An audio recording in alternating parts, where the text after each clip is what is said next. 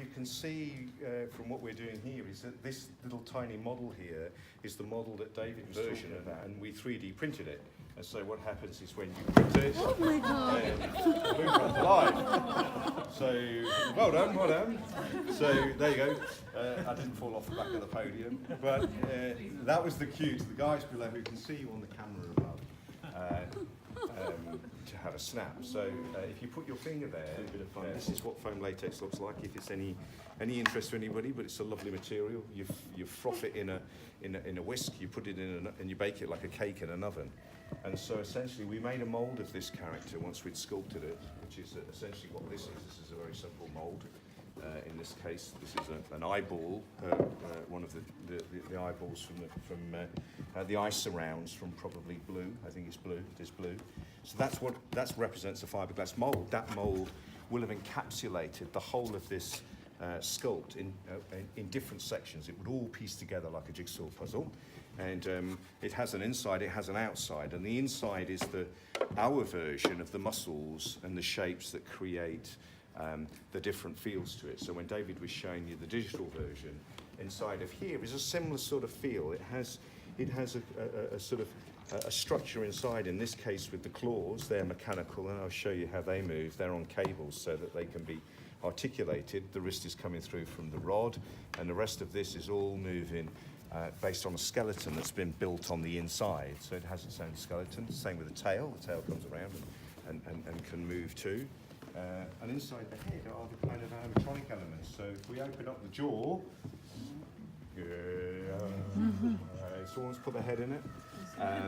So it has a little animatronic tongue that moves backwards and forwards. You can hear the servos now as they start to work. The eye here and the eyeball are being operated by Peter, who is somewhere around. He's behind me here, who is operating that.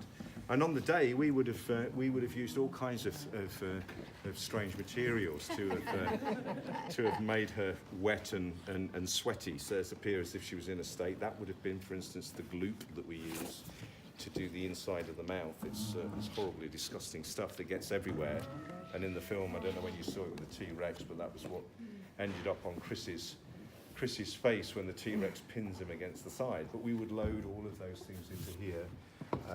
There was a vein that we wanted to show to you, but unfortunately we can't because it's already been burst by the fact that this jugular here that runs along here, you can see this is where the outlet was. So that was where Bryce put the transfusion needle, I would have thought, into there, and that would have worked on a bladder. And so if you see things like, guys, you can just operate the bladders for a minute. So you can see these extra little things that have added on here. I know David went in and added more, but these are just like these very simple things like bladders, just to add a bit of breathing, a little bit of flex around here. And then when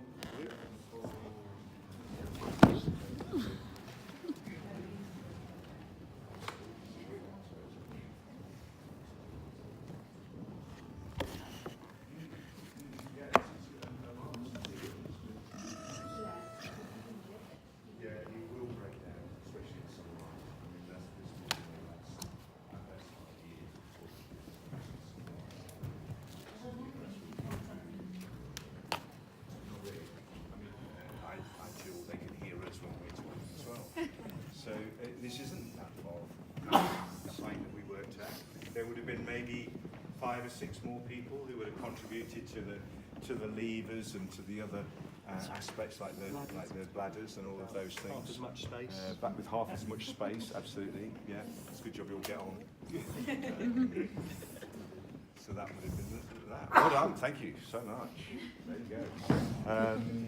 And then things like this are just to show you. So this is the Indo floor that David was talking to you about, which again, this is drawn actually by one of the judges in there, Williams here, a certain feel to whatever you're doing, and whether that is the adventure one in the film or whether or not it's the one that we just used for the rehearsals. Again, it has a great thing for where Maisie is walking backwards and just touches her on the back of the neck. You're welcome to kneel down in front and I can close it.